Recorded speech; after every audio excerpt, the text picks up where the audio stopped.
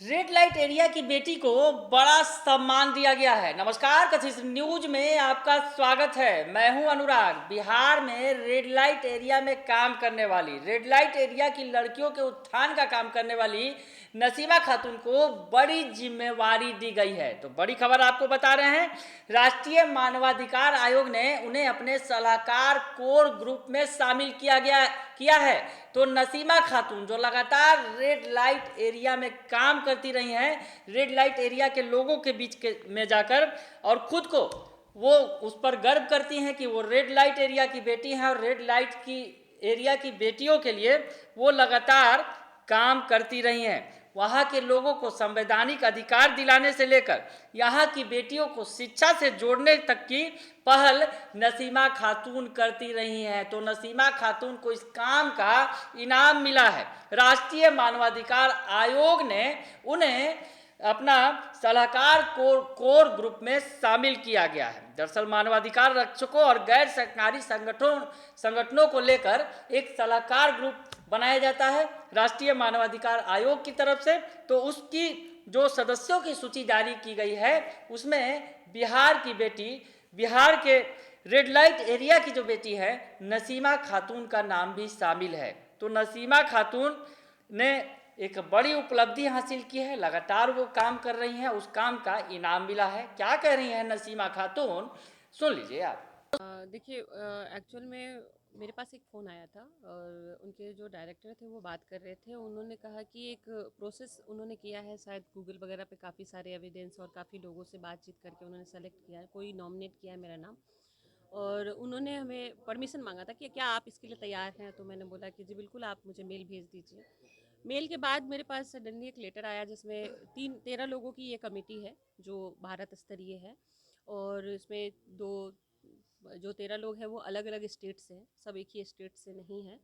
और उस कमेटी में बेसिकली वो अभी मीटिंग, फर्स्ट मीटिंग होगी जिसमें डिटेल बात होगी कि एक्चुअल में ये जो एडवाइजरी कमेटी है इनकी क्या दायित्व होंगे, किस तरह की भूमिका होगी और हमें किस तरह की बात करनी है। लेकिन अभी फ़िलहाल इतना पता है कि जो नॉन गवर्नमेंट ऑर्गेनाइजेशन है, जो गैर सरकारी संगठनें हैं, उनमें जो मानव अधिकार को लेकर जो एक बात होती है उसको कैसे देखा जाए और उसको कैसे उस पर काम किया जाए, कितना बेहतरीन ढंग से उस पर सजेशन दिया जा सकता है या उसको उस मुद्दे को कैसे रेज किया जा सकता है, इसको लेकर एक बातचीत समझ में आ रही है मुझे, जो अभी फ़िलहाल होनी है। मुजफ्फरपुर की ये रेड लाइट एरिया का जहाँ तक बात आता है, बहुत बदनाम किया जा चुका और था भी।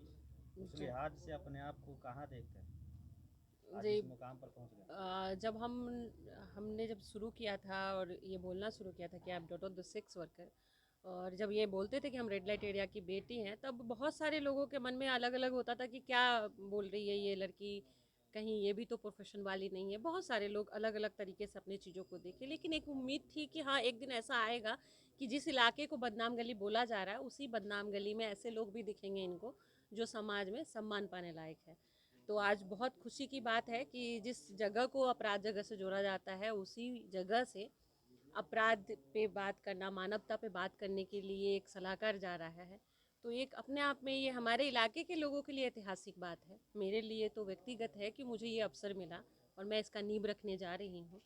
तो मैं दिल से मानवाधिकार आयोग को शुक्रिया कहती हूँ और साथ में अपने लोगों को भी ये कहती हूँ कि ये जो हो रहा है ये नामुमकिन तो नहीं है, लेकिन मुमकिन हुआ है, तो इसको हम लोग आगे लेके जाएंगे। खास करके ये अपना रेड लाइट एरिया जो है शिक्षा के क्षेत्र में काफ़ी ज़्यादा पीछे रहा है, जी जिसका परिणाम देखते हैं कि ये जो रेड लाइट एरिया है, क्या क्या नाम दिया जा रहा था वो तो पता ही है सारा चीज़। जी। अब आगे आपका क्या कुछ मुकाम होगा अपने रेड लाइट एरिया के? देखिए, शुरू से हम लोग एक ही बात करते आ रहे हैं कि शिक्षा ही नहीं बल्कि मूलभूत अधिकार जो बोलते हैं ना, सामाजिक जो मूलभूत अधिकार, हर व्यक्ति को जीवन जीने का अधिकार है, काम चुनने का अधिकार है, खाना खाने का अधिकार है, उनके स्वास्थ्य के अधिकार है, उनको स्वास्थ्य का सुना आपने, नसीमा खातून जो लगातार उन्होंने बताया है कि वो वंचित समाज के हक के लिए, अधिकार के लिए लड़ाई लड़ रही हैं। अब उन्हें और भी ताकत मिल गई है इस समाज के लिए, वो लगातार काम करेंगी, पहले भी करती रही हैं। इस समाज के बुजुर्गों का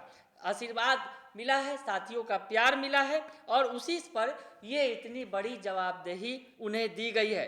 देश की सर्वोच्च न्यायिक संगठन जो है राष्ट्रीय मानवाधिकार संगठन है, और मानवाधिकार रक्षकों और गैर सरकारी संगठनों पर जो राष्ट्रीय मानवाधिकार आयोग ने उन्हें जो कोर ग्रुप बनाया है सलाहकारों की, उसमें उन्हें शामिल किया गया है। तो एक बड़ी जिम्मेवारी नसीमा खातून को दी गई है।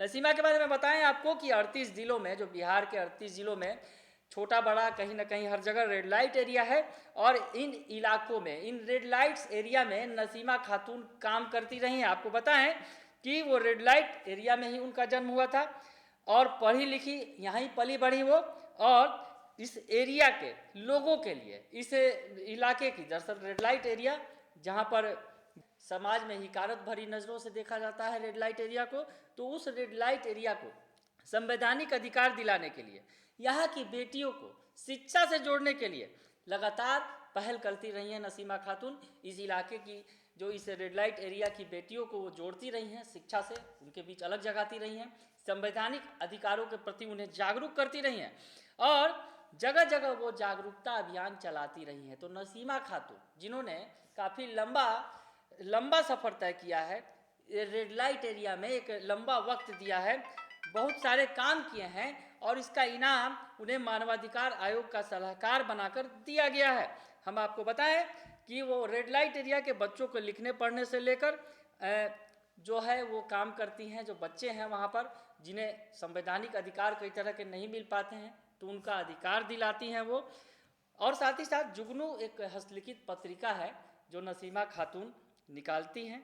तो आने वाले दिनों में अब उन्हें एक बड़ी जिम्मेवारी दी गई है, राष्ट्रीय मानवाधिकार आयोग के सलाहकार कोर ग्रुप में उन्हें शामिल किया गया है। तो ऐसे में इस समाज, जिस समाज के लिए वो काम कर रही हैं, जो रेड लाइट एरिया है, जो हमेशा से वंचित रहा है, समाज से बिल्कुल अलग छटा रहा है, ये जो रेड लाइट एरिया होता है, तो ऐसे में अब नसीमा खातून के काम को पर लग गए हैं। दरअसल मानवाधिकार आयोग ने उन्हें सलाहकार बनाया है, तो यहाँ के लोगों की समस्याओं को, यहाँ के लोगों की, रेड लाइट एरिया के लोगों की, खास करके रेड लाइट एरिया की जो बेटियाँ हैं, बच्चे हैं, उनकी समस्याओं को वो राष्ट्रीय मंच पर रखेंगी। तो ये बड़ी उपलब्धि नसीमा खातून ने हासिल की है, जो लगातार रेड लाइट एरिया में वहाँ के उत्थान के लिए वो लगातार करती रही हैं। बने रहिए कशिश न्यूज़ के साथ, तमाम खबरों से आपको अपडेट रखेंगे। फिलहाल के लिए इतना ही, धन्यवाद।